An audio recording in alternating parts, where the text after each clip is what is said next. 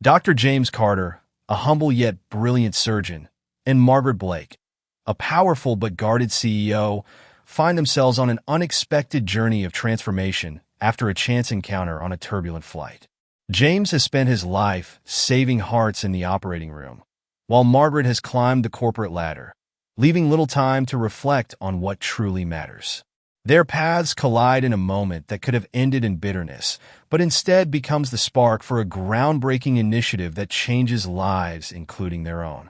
As they navigate the challenges of building the Pathways Initiative, a mentorship program for underrepresented students, James and Margaret are tested by doubt, failure, and the weight of their own insecurities.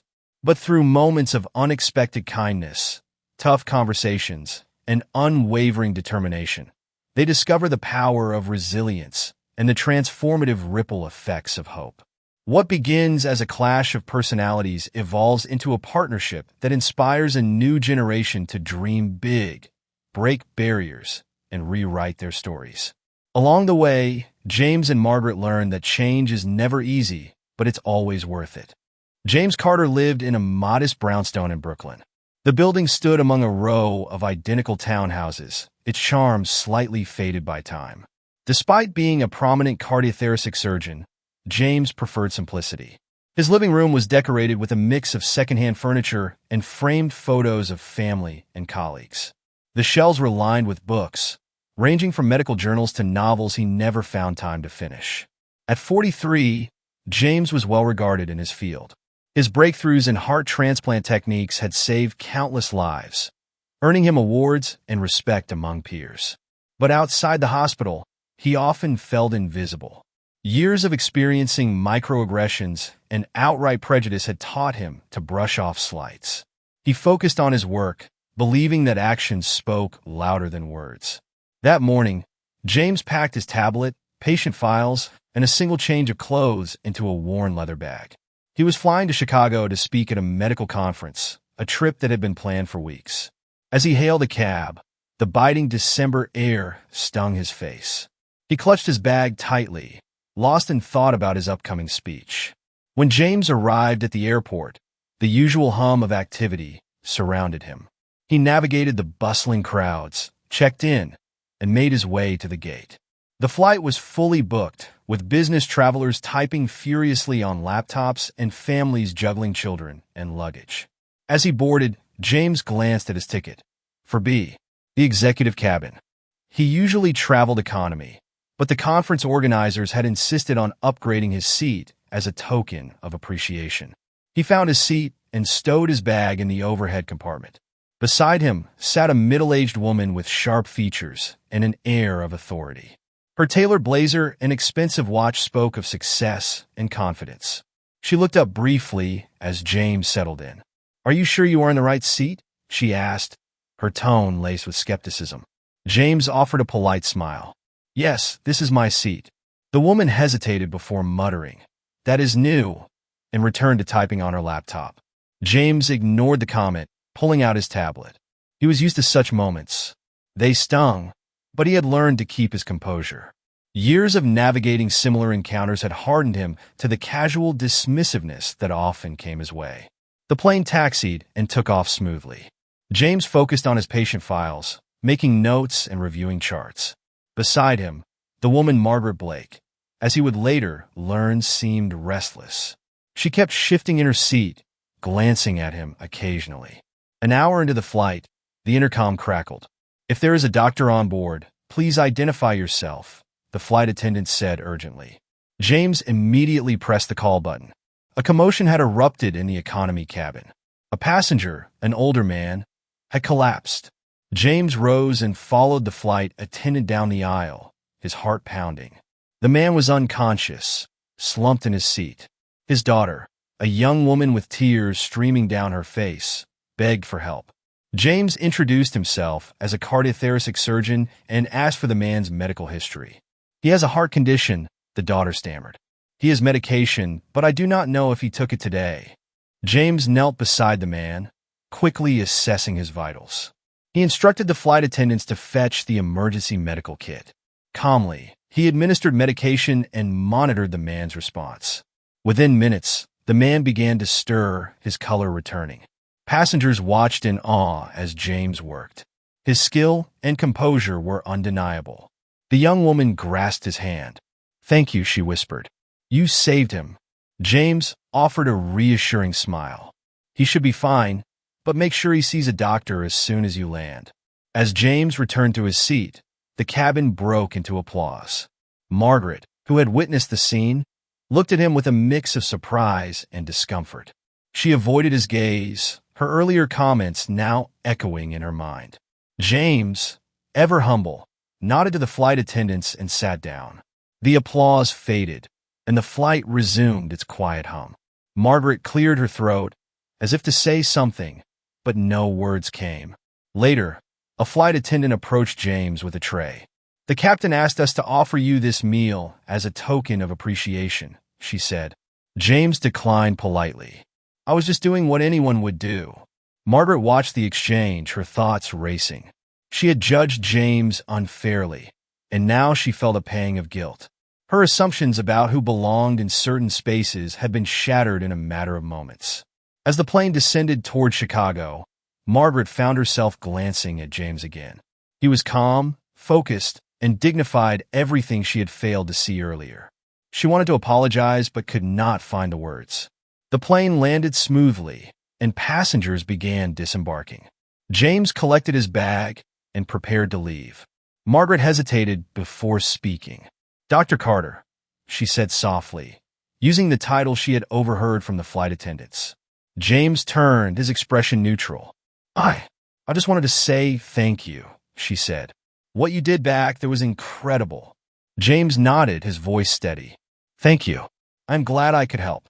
Margaret stepped aside, watching as James walked away.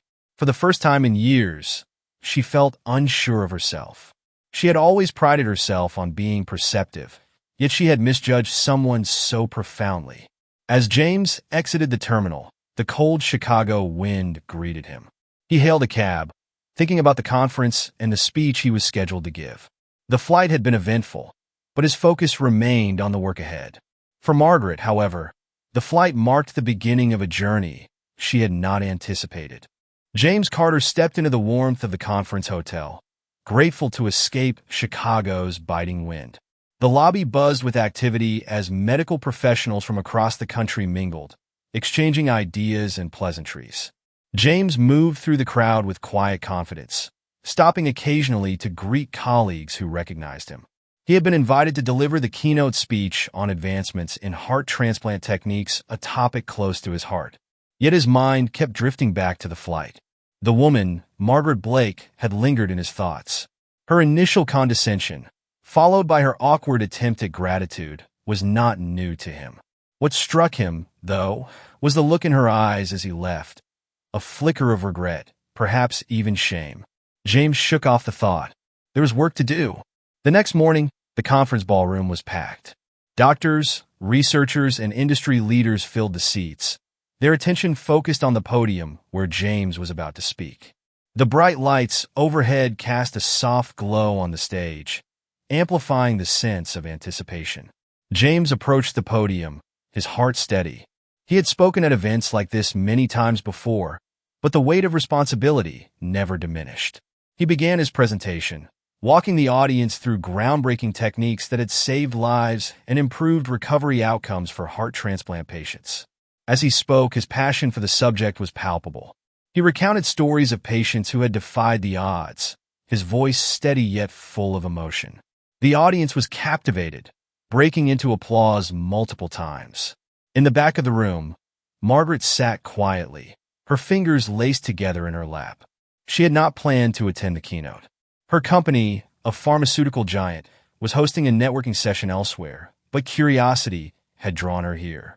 She had recognized James's name on the program and felt compelled to hear him speak. Watching him now, she was struck by his poise and intellect. Her initial judgment of him on the flight felt increasingly absurd. When James finished, the room erupted in a standing ovation. He stepped off the stage, graciously accepting handshakes and compliments as he made his way to the exit. Margaret hesitated, then rose and followed him. "Dr. Carter," she called, her voice tentative. James turned, surprised to see her. "Miss Blake," he said evenly. "I hope you do not mind," she began, smoothing the front of her blazer. "I attended your keynote. It was remarkable."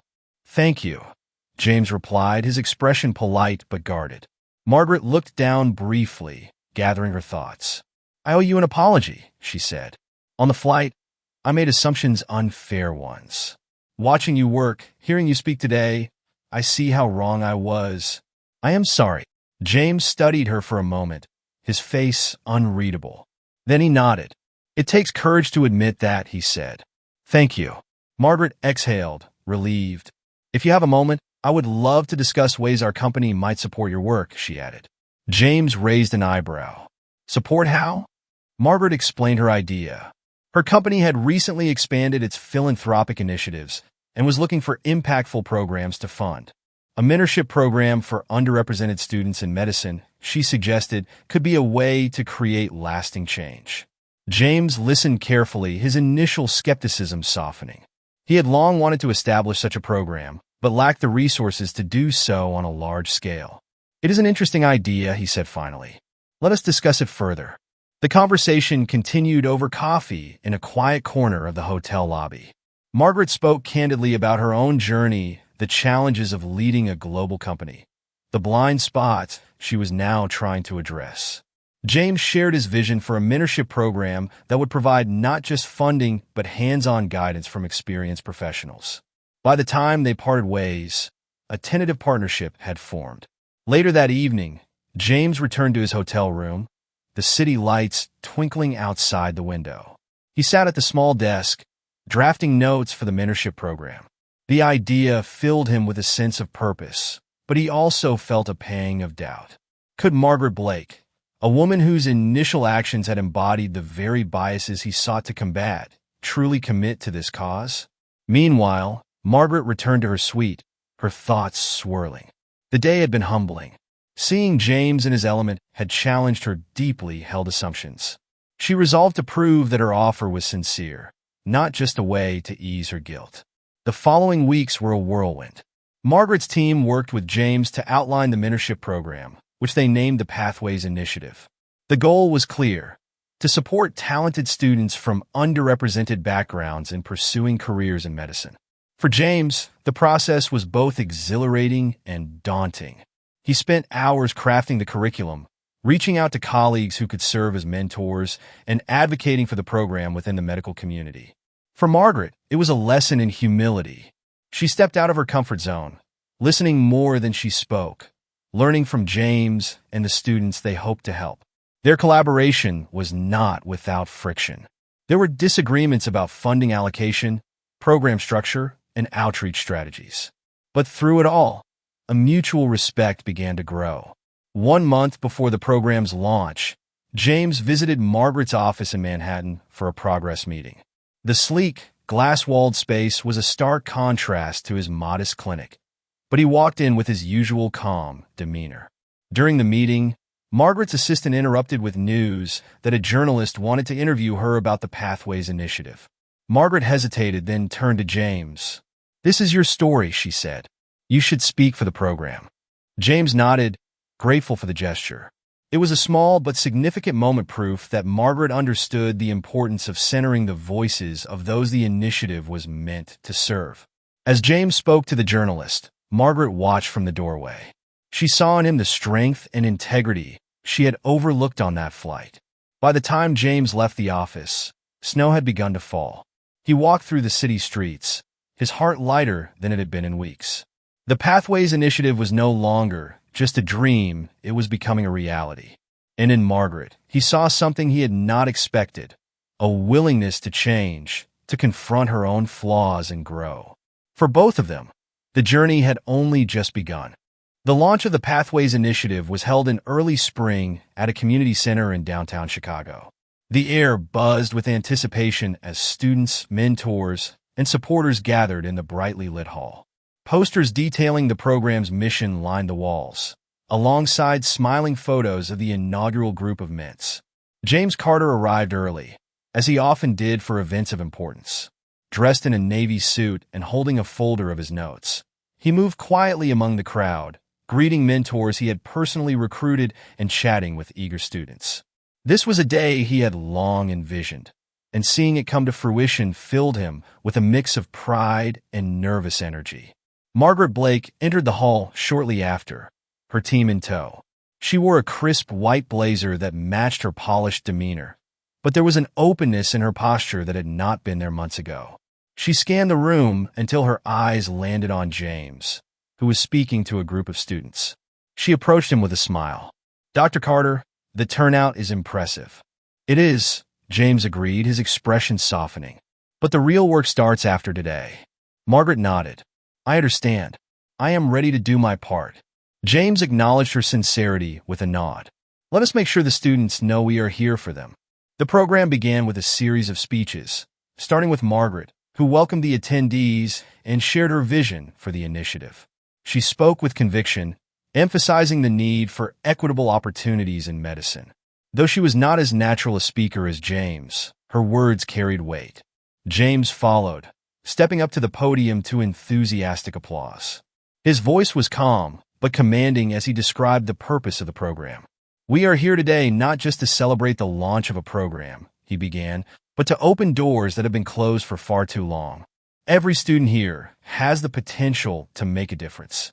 Our job is to guide you, support you, and ensure that you have the tools to succeed." The students clapped, their faces bright with determination. After the speeches, the attendees mingled over refreshments. James watched as Margaret moved through the room, shaking hands and engaging with the students. Her efforts to connect felt genuine, and he was beginning to see her as a true partner in this endeavor. As the event wound down, a young mentee named Michael Turner approached James. Michael, an 18-year-old high school senior, was the kind of student the program was designed for: bright, driven, and full of potential, but without the resources or guidance to navigate the path to a medical career. "Dr. Carter," Michael began, his voice tinged with awe, "thank you for creating this program.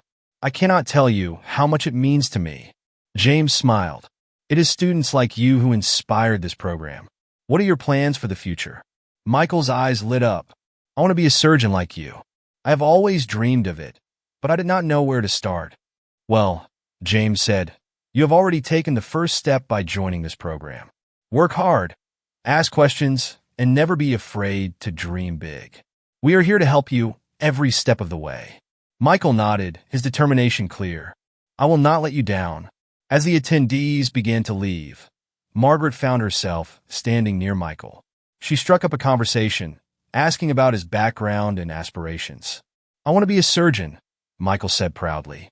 "Dr. Carter is my role model." Margaret smiled. "You are in good hands with him. He is one of the best." Michael hesitated, then added, "I never thought someone like me could have this kind of opportunity. People like you and Dr. Carter are changing that." The words struck Margaret deeply. She realized that this program was not just about creating opportunities, it was about dismantling the barriers that had long held talented individuals back. Later that evening, James and Margaret stayed behind to discuss the next steps for the program. The community center was quiet now, the energy of the event lingering in the air. "Michael seems promising," Margaret said, leaning against the table. "He is," James agreed. "But he is not the only one. There are so many students out there like him, smart, motivated, and deserving of a chance." Margaret nodded. "We will make sure they get it. I am committed to this, James." James regarded her for a moment. "I believe you," he said. "It has been a long time since I felt this optimistic about change." Margaret smiled faintly. "You were right, you know. Change starts with confronting our own flaws. This program is as much about learning for me as it is for the students." "It is a start," James said. As they left the center, the night air was cool and crisp. Snowflakes began to fall, settling gently on the quiet streets. Margaret glanced at James as they walked toward their cars. "Do you ever think about the flight?" James chuckled softly. "I try not to dwell on it, but yes, it crosses my mind." Margaret exhaled, her breath visible in the cold air. "That flight was a wake-up call for me. You showed me that I had a lot to learn." James looked at her, his expression thoughtful. "The important thing is what you choose to do with that realization." "I choose to do better," Margaret said firmly. James nodded. Then we are on the same path.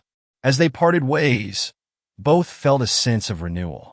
For James, the day marked the realization of a long-held dream. For Margaret, it was the beginning of a journey toward redemption and purpose. And for Michael Turner and the other students, it was the first step toward a future they had dared to hope for. The following weeks were a whirlwind of activity. James Carter divided his time between performing surgeries, mentoring his new students, and refining the Pathways initiative with Margaret Blake.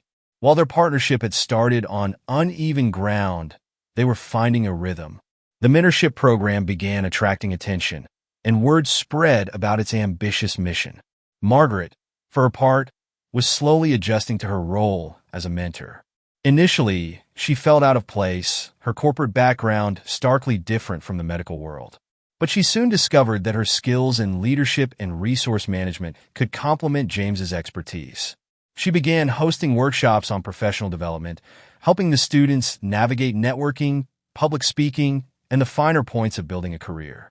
One afternoon, James and Margaret met at a coffee shop near the community center to discuss an upcoming event.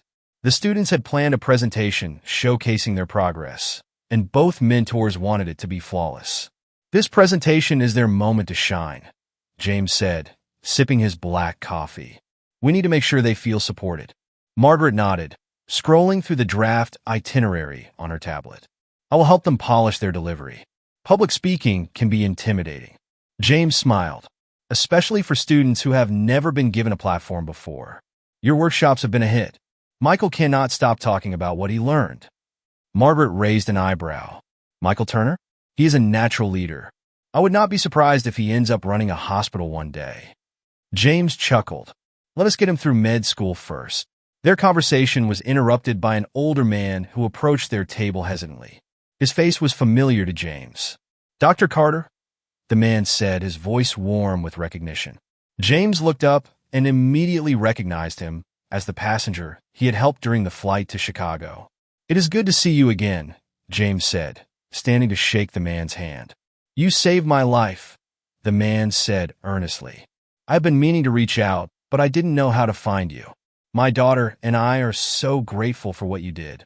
Margaret watched the exchange, her curiosity piqued. The man turned to her with a polite smile. I don't believe we have met, he said. This is Margaret Blake, James said. She is my partner in the mentorship program we are running. The man's face lit up. I have heard about that program. My daughter works for a nonprofit, and she mentioned it just the other day. What you two are doing is incredible. Margaret, caught off guard by the man's enthusiasm, smiled graciously. Thank you. We believe it has the potential to make a real difference. The man nodded. It already is. If there is anything I could do to help, please let me know. I owe you my life, Dr. Carter, and I would be honored to support your work. James exchanged contact information with the man, who promised to follow up soon. As the man left, Margaret leaned back in her chair, her expression thoughtful. It is a small world, she said. James nodded. You never know how acts of kindness will ripple out. I did not expect to see him again, but his gratitude is a reminder of why this work matters. Margaret was silent for a moment. I wonder how many moments like that I have overlooked in my own life, she said quietly. James tilted his head, studying her. What do you mean?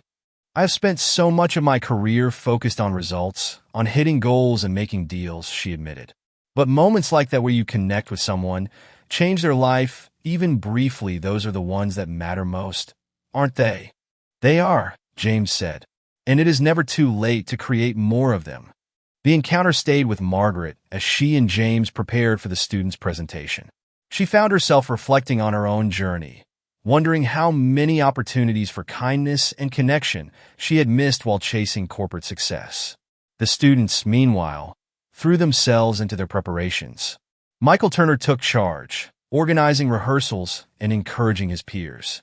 He had grown more confident since joining the program, and his leadership skills were beginning to shine. At one rehearsal, Margaret watched as Michael guided a nervous classmate through her presentation. You have got this, Michael said, his voice steady and reassuring. Just remember what Ms. Blake taught us about making eye contact and pausing for effect.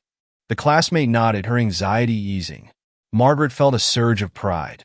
Moments like this validated her decision to invest in the program. She turned to James, who stood beside her.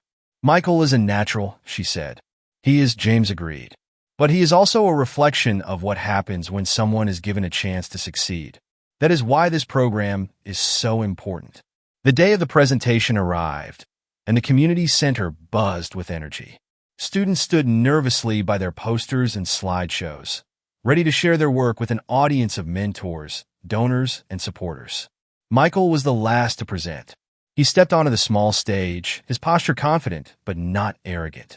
"Good afternoon," he began, his voice clear. "When I joined this program, I did not know what to expect. I thought it might just be a few workshops and maybe some guidance on applying to college.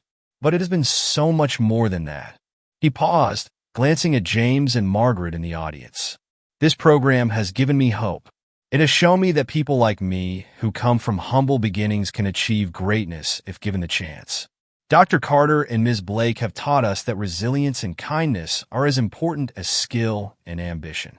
The room erupted into applause as Michael finished. Margaret and James exchanged a look, their partnership solidified in the success of their students. As the event wound down, donors approached James and Margaret, praising their work and pledging further support.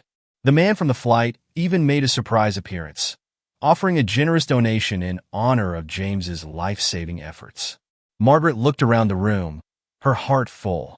For the first time in years, she felt truly fulfilled, not because of a deal closed or a metric hit, but because of the lives she had helped change. James, standing beside her, seemed to sense her thoughts. "Moments like these are why we keep going," he said. Margaret nodded, her voice steady. "And why we never stop believing in the power of kindness." The success of the students' presentation rippled far beyond the walls of the community center. Word spread about the Pathways Initiative, drawing attention from local media, educational institutions, and even government organizations interested in supporting similar programs. For James Carter, the recognition was welcome, but secondary to his true goal: seeing his students thrive. In the days following the event, he worked tirelessly to secure additional funding, recruit new mentors, and expand the program. Despite the demands on his time, he always made space for his patients and his ments, both of whom relied on his steady presence. Margaret Blake, too, found herself diving deeper into the program than she had anticipated. Her corporate responsibilities hadn't diminished, but she carved out time to meet with students, attend workshops, and brainstorm ways to grow the initiative. The experience was reshaping her priorities. For the first time in years, she felt a connection to her work that went beyond profit margins and shareholder expectations. One afternoon, Margaret sat in her office, her tablet open to a draft proposal for expanding the mentorship program to other cities. The sunlight streaming through the floor-to-ceiling windows cast a warm glow on her desk, but Margaret's focus was elsewhere. A knock at the door pulled her from her thoughts. Her assistant, Claire, peeked in. "Ms. Blake, there's someone here to see you." "A student from the Pathways Initiative," Claire said. Margaret raised her eyebrows in surprise. "Send them in." Michael Turner stepped into the office, looking slightly nervous but determined. He carried a slim folder under one arm, his shoulders squared. "Michael," Margaret said warmly, gesturing to the chair opposite her. "What brings you here?" Michael sat down, clutching the folder tightly. "Ms. Blake, I wanted to thank you in person for everything you've done for the program," he began. Margaret smiled. "You don't need to thank me. You're the one doing the hard work. We're just giving you the tools." Michael hesitated, then opened the folder and slid a sheet of paper across the desk. It was a handwritten letter. "I also wanted to show you this," he said. "It's a letter I wrote to my younger self. Dr. Carter suggested we do this as an exercise to reflect on how far we've come. I thought you might want to read it." Margaret picked up the letter, her curiosity piqued. The words were raw and heartfelt, describing the struggles Michael had faced growing up, the nights spent studying under dim kitchen lights, the doubts that crept in when teachers questioned his ambitions, and the weight of feeling like success was out of reach. By the end of the letter, Margaret felt a lump in her throat. "Michael," she said softly, "this is powerful. Thank you for sharing it with me." Michael nodded, a shy smile playing on his lips. "I just thought you should know what this program means to people like me. It's not just a chance to study medicine. It's a chance to believe in ourselves. Margaret's chest tightened with emotion. You're going to do incredible things, Michael. And I'll be watching proudly as you do. Later that evening, Margaret met James at the hospital where he was finishing a long day of surgeries. They sat in the break room, sipping coffee as the hum of hospital life continued around them. Michael came to see me today, Margaret said. James looked up, his interest piqued. What did he say? He showed me a letter he wrote to his younger self. It was moving, Margaret admitted, her voice quieter than usual. It reminded me why we're doing this. James smiled faintly. Moments like that make the work worthwhile. Margaret hesitated, then said, I've been thinking about how we can take this program further. Expand it to other cities, partner with more schools, maybe even create a scholarship fund. James raised an eyebrow. That's ambitious. It's necessary, Margaret replied firmly. If we can help students like Michael succeed here, why not everywhere? James leaned back in his chair, considering her words. It's a big undertaking, Margaret. Are you ready for that kind of commitment? Margaret met his gaze. I am. I've spent years chasing goals that in hindsight feel shallow.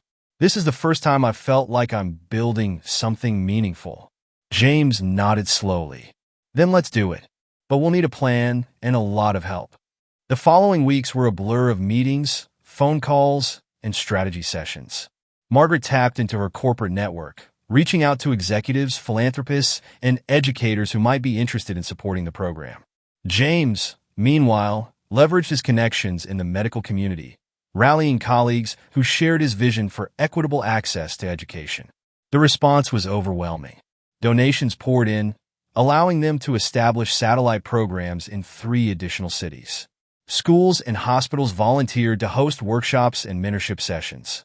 The initiative, once a small experiment, was rapidly growing into a nationwide movement. Amid the chaos, James and Margaret found themselves working closely together. Their partnership, initially marked by tension and hesitation, had evolved into a genuine friendship. They often joked about how unlikely their collaboration seemed, given their vastly different backgrounds. You know, Margaret said one evening as they finalized plans for the scholarship fund, if someone had told me a year ago that I'd be working on a mentorship program with a heart surgeon, I would have laughed. James smirked. And if someone had told me I'd be teaming up with a pharmaceutical CEO, I probably would have done the same. They shared a laugh, the kind that comes from mutual respect and shared purpose. The first round of scholarships was awarded in a ceremony held at Margaret's company headquarters. Michael Turner was among the recipients, his beaming face is a testament to the program's impact. As James and Margaret watched from the sidelines, Margaret leaned over and said, "This is just the beginning, isn't it?" James nodded. "It is, but beginnings are the most important part." Margaret smiled, a sense of fulfillment washing over her. For the first time in her career, she felt like she was part of something larger than herself. And for James, seeing students like Michael take their first steps toward a brighter future reaffirmed everything he believed about resilience, kindness, and the power of second chances. The glow of success from the scholarship ceremony lingered, but for James Carter and Margaret Blake, it was clear that their work was far from over. As the Pathways initiative expanded, new challenges arose, challenges that tested their resolve and the strength of their partnership. Michael Turner and the other scholarship recipients were thriving, but as the program grew, James and Margaret realized that scaling their efforts meant addressing deeper systemic barriers. Access to resources was uneven across cities, and many students still struggled with confidence and finding their footing in environments that didn't always welcome them. One crisp fall morning, James found himself walking through the halls of Lincoln High School, a public school in a struggling neighborhood on the south side of Chicago. The principal, Mrs. Ellis, had invited him to speak to students who were considering applying to the mentorship program. The building had seen better days, with peeling paint and flickering fluorescent lights, but James knew that potential didn't depend on a school's budget. As he entered the modest auditorium, a group of students shuffled in, their expressions ranging from curiosity to skepticism. James began his talk by sharing his story. He spoke about growing up in a small town, about the teachers and mentors who had believed in him, and about the barriers he had faced as a young black man pursuing medicine. "People will tell you what you can't do," he said, his voice steady but passionate. But those people don't know your heart, your drive, or your potential. You are capable of more than you realize. The students listened intently, some nodding, others scribbling notes. One young girl raised her hand. "Dr. Carter," she said, her voice hesitant. "What if you don't feel like you belong? Like no matter how hard you try, you'll always be an outsider." James paused, her question striking a chord. "There were times when I felt exactly like that," he admitted. "But here's what I learned. Belonging isn't about fitting into someone else's mold. It's about knowing your worth and finding the spaces where you can thrive. And sometimes you have to create those spaces for yourself." The girl nodded, a spark of determination flickering in her eyes. Meanwhile, Margaret was in New York City, meeting with potential donors at a high-profile fundraising event. The sleek ballroom was filled with wealthy philanthropists, many of whom were more interested in networking than in the causes they claimed to support. Margaret moved through the crowd with practiced ease, making small talk and pitching the Pathways initiative with her trademark polish. But as the evening wore on, she found herself growing frustrated. One donor, a silver-haired man in a tailored suit, listened to her presentation with a skeptical expression. "It's a noble effort," he said, swirling his glass of wine. "But are these students really prepared for the demands of medicine? I imagine the dropout rate must be high." Margaret's jaw tightened, but she forced a polite smile. "On the contrary," she said, her voice firm, "our students are excelling because they're given the tools and support they need to succeed. Potential isn't determined by zip code or family income, it's cultivated through opportunity." The man raised an eyebrow, clearly unconvinced. Margaret walked away, her frustration simmering. She was no stranger to pushback, but this was different.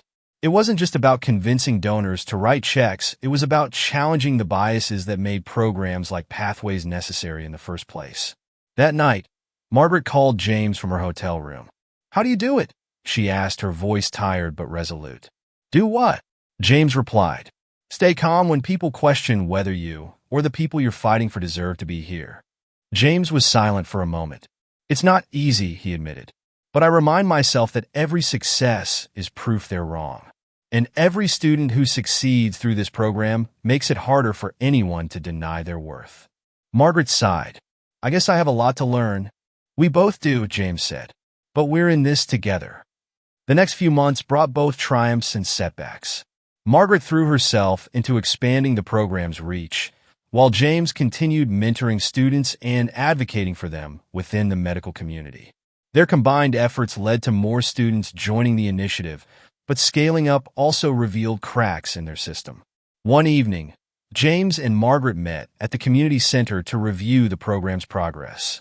"We've hit a plateau," James said, spreading a series of charts and reports across the table. "Applications are up, but so are dropout rates. Some students are struggling to keep up academically, and others are dealing with personal challenges that we haven't addressed." Margaret frowned, studying the data. "We need to provide more than just academic support. Counseling, tutoring, even financial aid for living expenses. These students need a safety net." James nodded. "That's a good start. But it's also about changing the culture of medicine. Too many students feel like they don't belong because the system wasn't designed for them." Margaret looked at him thoughtfully. "What if we started working with medical schools directly? Partner with them to create more inclusive environments and provide ongoing support for our students after they graduate from the program." James's eyes lit up. "Now that's an idea. It won't be easy, but it could make a huge difference." The next day, Margaret called a meeting with her team to discuss the proposal. Some were hesitant, worried about the complexity and cost of such an endeavor. But Margaret's determination won them over.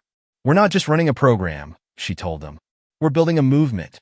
And movements take time, effort, and bold ideas." As the program evolved, so did the bond between James and Margaret.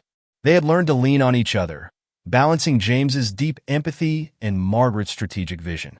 One evening, after a particularly long day of meetings, Margaret turned to James and said, "You know, I think I've learned more from this program than any of the students have." James smiled. "That's the thing about mentoring. You end up growing as much as the people you're helping." Margaret nodded, her gaze distant.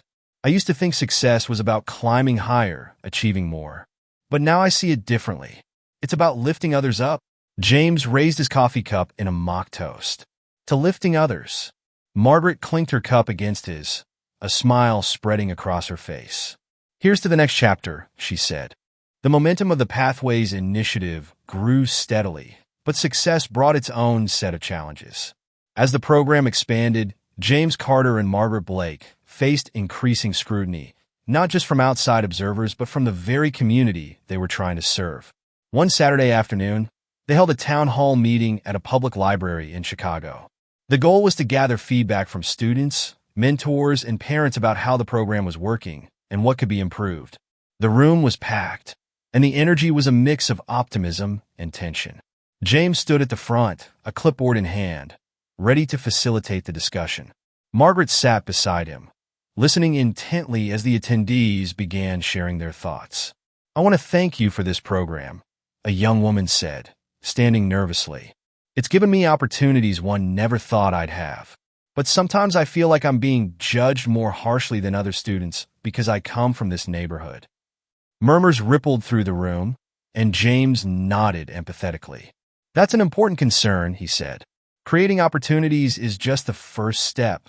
Changing perceptions takes time, but it's something we're committed to." Another hand shot up. This time, it was a middle-aged man in a neatly pressed shirt. "I think the program is great," he said, "but I'm worried about sustainability. How do we know this isn't just a flash in the pan? What happens when the funding dries up?" Margaret leaned forward, her polished confidence kicking in. "We've worked hard to secure long-term partnerships," she said. "This isn't a short-term project, it's a commitment to systemic change." Her answer seemed to satisfy the man, but the tension in the room remained. As more voices joined the conversation, a pattern emerged. While most people appreciated the program, they also wanted more transparency, more support, and more involvement in shaping its future. Then a young man in the back of the room stood up. His arms were crossed, and his expression was guarded. "My name's Andre," he said, his voice steady but tinged with skepticism. "I was part of the first group of students you recruited, but I dropped out after a few months. I didn't feel like I belonged." The room fell silent. James and Margaret exchanged a glance, the weight of Andre's words hanging heavy between them. "Can you tell us more about why you felt that way?" James asked gently. Andre hesitated, then nodded. "It wasn't just the workload, though that was tough. It was the way people looked at me, like I didn't deserve to be there, like I was a charity case. It's hard to focus on learning when you're constantly trying to prove you belong." Margaret's chest tightened. She had worked hard to create opportunities for students like Andre, but his words were a painful reminder that good intentions weren't always enough. "Thank you for sharing that," Margaret said, her voice steady despite the knot in her stomach. "I'm sorry you felt that way, Andre. We need to do better, not just in providing resources, but in fostering an environment where every student feels valued." Andre nodded but didn't sit down. "It's not just about me. You say this program is about giving people a chance, but who's really benefiting? Is it us, or is it the donors who get to feel good about themselves?" The room went still, the unspoken question hanging in the air. James stepped forward, his expression thoughtful. "That's a fair question, Andre, and it's one we ask ourselves every day. This program exists for you, for the students. If we're falling short, it's on us to fix it." Andre studied him for a moment, then nodded and sat down. After the meeting, James and Margaret stayed behind, going over the notes they had taken. "That was tough," Margaret admitted, rubbing her temples. "It was necessary," James said. "We needed to hear that." Margaret sighed. "I just hate the idea that anyone would feel like they're being used. That's the opposite of what we're trying to do." James placed a reassuring hand on her shoulder. "We can't fix everything overnight, Margaret, but we can listen, learn, and do better. That's what matters." The next day, Margaret called a meeting with her team to address the concerns raised at the town hall.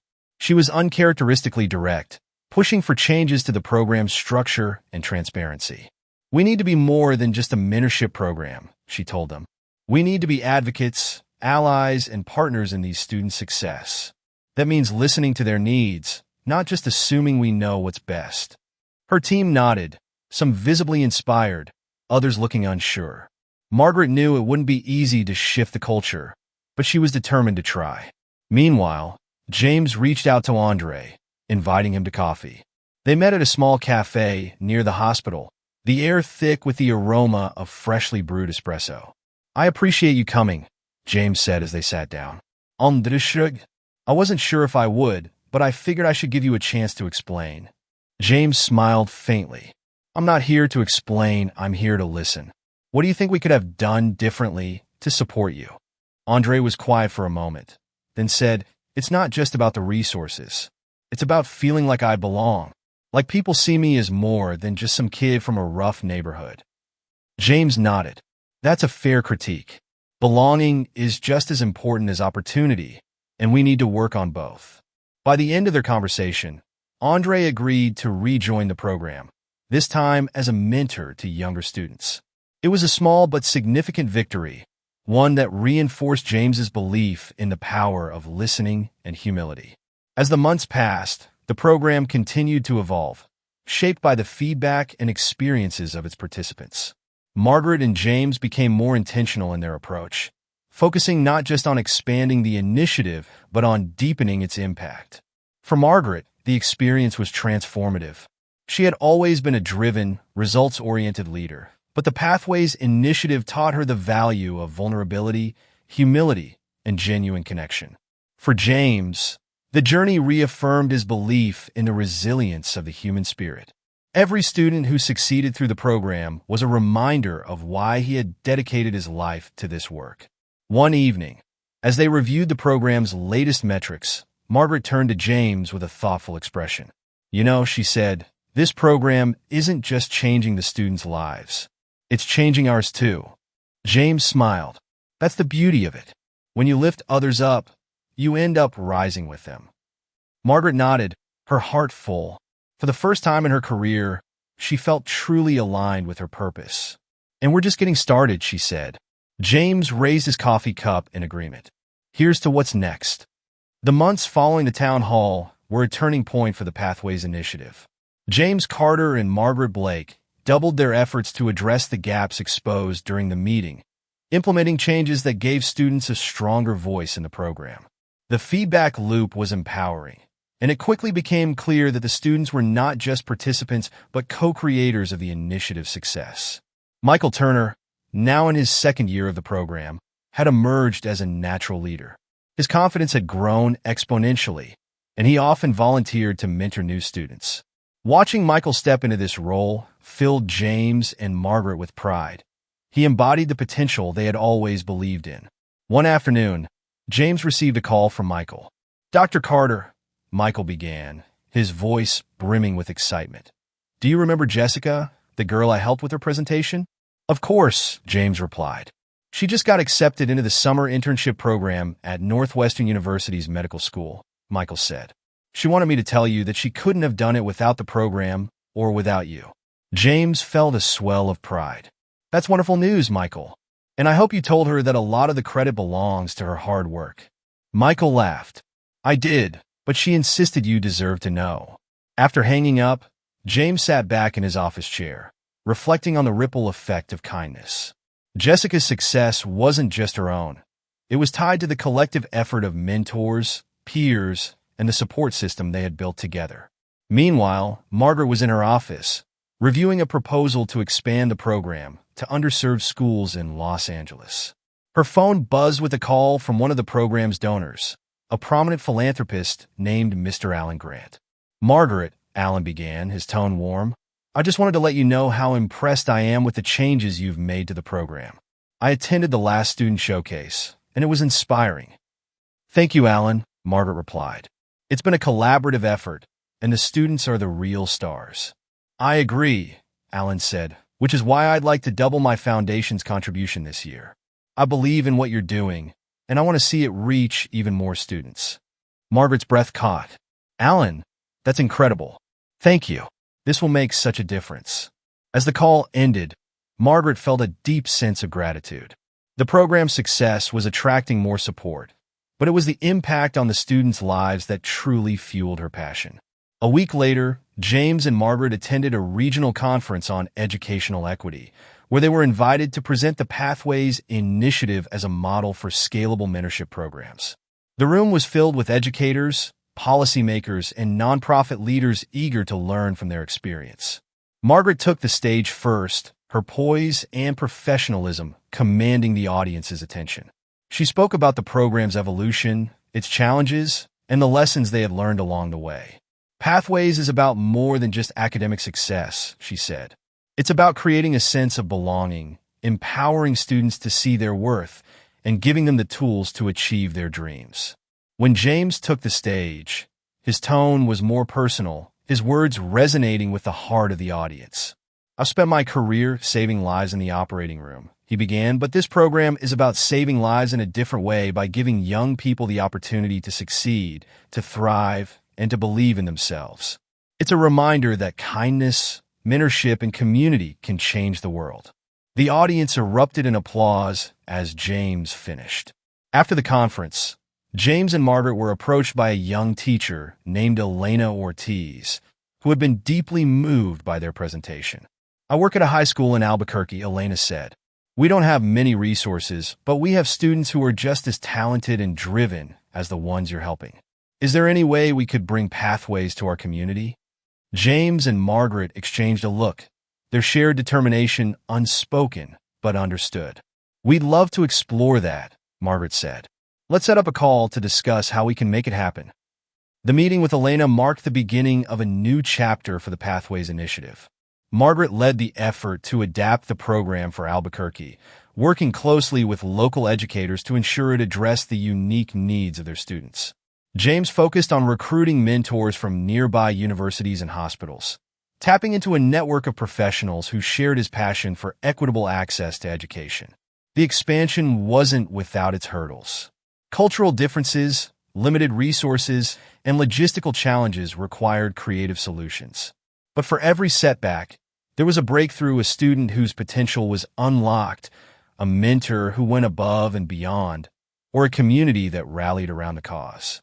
One evening, as they prepared for the launch event in Albuquerque, Margaret found herself reflecting on how far they had come. She and James were sitting in the hotel lobby, the warm glow of the fireplace contrasting with the cool desert night outside. Do you ever think about how much this program has changed us? Margaret asked, her voice thoughtful. All the time, James replied. When we started, I thought it was just about helping students. But it's also been about breaking down our own barriers, learning from each other, from the students, and from the challenges we've faced. Margaret nodded. I've spent my whole career climbing the corporate ladder, but this feels like the most important work I've ever done. James smiled. It is important, and it's just the beginning. The launch event in Albuquerque was a resounding success, with dozens of students signing up for the program and local leaders pledging their support. As James and Margaret watched the students interact with their new mentors, they felt a profound sense of fulfillment. For James, the program was a testament to the resilience and potential of the human spirit. For Margaret, it was proof that true success came not from personal achievement, but from lifting others up. And for the students, it was a chance to rewrite their stories, to dream bigger, and to believe in a brighter future. As the evening drew to a close, Michael Turner called James to share another piece of good news. Dr. Carter, Michael said, his excitement palpable, I just got accepted into my top choice for college. I'm going to pre-med. James smiled, his heart swelling with pride. That's incredible, Michael, he said. You earned it. As James hung up, he turned to Margaret, who had overheard the conversation. This is what it's all about, James said. Margaret nodded, her eyes bright. And it's only the beginning. The news of Michael Turner's college acceptance brought a wave of pride to the Pathways initiative. James Carter and Margaret Blake celebrated quietly, knowing this milestone wasn't just a personal victory for Michael, but a testament to the program's mission. However, their work was far from over. As the initiative expanded, the demands on James and Margaret increased. Balancing their professional lives with the program became a delicate act. For James, it meant longer nights and earlier mornings, alternating between his hospital duties and mentoring students. For Margaret, It meant navigating the complex corporate landscape to secure more funding while ensuring the program stayed true to its purpose. One chilly evening, James was preparing for a late-night surgery when his phone buzzed. It was Michael. "Dr. Carter," Michael said, his voice tinged with hesitation. "Can I talk to you about something?" "Of course," James replied, stepping into a quiet hallway. "It's about my first semester," Michael began. "I'm excited, but I'm also nervous. What if I'm not ready? What if I let everyone down?" James leaned against the wall, his voice calm and steady. "Michael, you're readier than you think. Everyone faces doubts when they start something new, but those doubts don't define you. Your hard work and determination do." Michael exhaled audibly. "Thanks, Dr. Carter. That means a lot." James smiled. "Remember, you're not alone. You got a whole community behind you, cheering you on." Meanwhile, Margaret was dealing with her own challenges. She had organized a major donor meeting to secure funding for the next phase of the initiative, but the negotiations weren't going smoothly.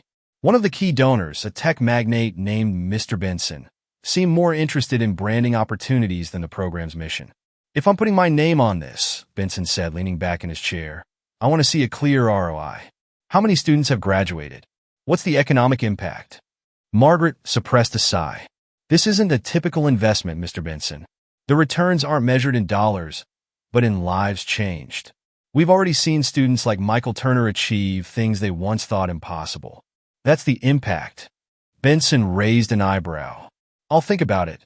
As the meeting ended, Margaret felt a pang of frustration. Securing funding was vital, but she refused to compromise the program's integrity for the sake of appeasing donors. That evening, she called James to vent. "Sometimes I wonder if I'm cut out for this," she admitted, her voice weary. "The corporate world has taught me how to close deals, but this is different. It's personal." James listened quietly before responding. "That's why you're perfect for it, Margaret. You care. That's what makes the difference." Margaret smiled faintly. "Thanks, James. I needed to hear that." The challenges continued to mount, but so did the victories. Jessica, the student Michael had mentored, sent an email to James and Margaret, sharing the news that her summer internship at Northwestern had turned into a full scholarship offer. "This wouldn't have been possible without you," Jessica wrote. "Thank you for believing in me." The email was a bright spot in an otherwise hectic week, reminding James and Margaret why they had poured so much of themselves into the program. One day, James received an unexpected invitation, a speaking engagement at his alma mater, a prestigious university where he had often felt like an outsider. The invitation was to discuss the Pathways Initiative and its impact. James hesitated. Returning to his alma mater stirred complicated emotions. While it had been a place of academic achievement, it had also been a place of isolation and doubt. When James mentioned the invitation to Margaret, she encouraged him to accept. "This is your chance to show them how far you've come," she said, "and to inspire the next generation." James nodded thoughtfully. "You're right. It's time to rebuild that bridge." The day of the event arrived, and James stood in the lecture hall where he had once sat as a nervous student. The audience was filled with current students, faculty, and alumni. James began by sharing his journey, from his humble beginnings to his career as a surgeon and mentor. He spoke candidly about the challenges he had faced, including the prejudice and self-doubt that had nearly derailed him. "But those challenges shaped me," he said, his voice steady. "And they taught me the importance of lifting others as we climb. That's what the Pathways Initiative is about, giving students the support and opportunities they need to succeed." The audience erupted in applause as James finished. After the event, James was approached by a group of students who thanked him for his honesty and inspiration. Among them was a young man who introduced himself as Marcus, a first-year medical student. "Dr. Carter," Marcus said, "your story really resonated with me. I've felt out of place here, like I don't belong. Hearing you talk about creating spaces for yourself, it gives me hope." James placed a reassuring hand on Marcus's shoulder. "You belong, Marcus. And if you ever doubt that, remember this. You're not alone. Reach out if you need guidance. I'm here to help." Later that evening, James called Margaret to share the experience. "It felt good to go back," he said, "to show them and myself that I've grown beyond those doubts." Margaret smiled on the other end of the line. I'm proud of you, James. Rebuilding bridges isn't easy, but it's worth it. It is, James agreed. And it's a reminder that no matter how far we've come, there's always room to grow. Margaret nodded, even though he couldn't see her, and to help others grow along the way. As the Pathways initiative continued to thrive, it became clear that the ripples of kindness and mentorship were spreading further than James or Margaret had ever imagined. The culmination of the Pathways initiative's efforts came in the form of a national symposium held in Washington, D.C. Educators, policymakers, donors, and students gathered in a grand conference hall to celebrate the program's achievements and discuss its future. James Carter and Margaret Blake stood at the helm, both proud and humbled by how far their work had come. The event began with a showcase of the students' successes. Jessica, now a scholarship recipient at Northwestern, presented her groundbreaking research on community health disparities. Michael Turner, who had started his first year as a pre-med student, delivered an impassioned speech about how the program had transformed his life. When I first joined Pathways, I wasn't sure if someone like me could succeed in medicine, Michael said, his voice steady but emotional. But Dr. Carter and Ms. Blake saw something in me that I didn't see in myself. They gave me hope, and now I want to do the same for others. The audience erupted into applause, and Margaret felt a lump form in her throat. For all the late nights and difficult conversations, moments like this made everything worthwhile. The day continued with panels and workshops, but the highlight was a joint presentation by James and Margaret. Standing side by side on the stage, they shared the story of the program's inception, its challenges, and its triumphs. James spoke first, his tone thoughtful yet powerful. The Pathways initiative started with a simple idea, that every student deserves a chance to succeed. But what we've learned along the way is that success isn't just about resources. It's about belief in oneself, belief in a shared future, and belief in the power of community. Margaret took a step forward, her voice confident yet warm. This program has shown us that when we invest in people, we create ripples of change that extend far beyond what we can see. Each student who succeeds inspires another, creating a chain reaction of resilience and hope. They ended their presentation with a call to action, urging others to join the movement and help expand the initiative's reach. As the symposium wound down, James and Margaret found a quiet moment to reflect in the corner of the bustling conference hall. I never imagined we'd get here, Margaret said, her eyes scanning the room filled with smiling faces. When we started, I just wanted to make up for my mistakes. But this is bigger than anything I ever dreamed of. James nodded, his expression thoughtful. It's been a journey, hasn't it? From that flight to this moment, I think we've both grown in ways we didn't expect. Margaret smiled. You taught me that success isn't about power or recognition. It's about purpose. And for that, I'll always be grateful. James looked at her, his voice steady. And you taught me that change is possible even in the most unlikely places. I couldn't have done this without you. They shared a moment of quiet understanding, the bond they had forged through their work as strong as any friendship. In the weeks following the symposium, the Pathways initiative began its most ambitious expansion yet. With new funding and partnerships, the program was set to reach 10 cities across the country.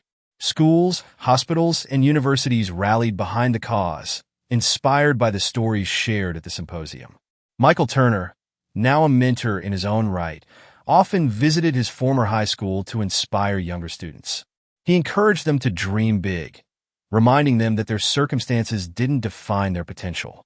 Jessica, thriving in her medical studies, became a vocal advocate for health equity, using her platform to address the very disparities she had once faced. And Andre, the student who had dropped out and later rejoined the program as a mentor, found his calling as an educator, helping students navigate challenges he knew all too well. One crisp autumn evening, James and Margaret met at the community center in Chicago, where it had all begun. The center was quiet now, but the echoes of laughter and learning still seemed to linger in the air. James looked around, his voice tinged with nostalgia. It's hard to believe how far we've come.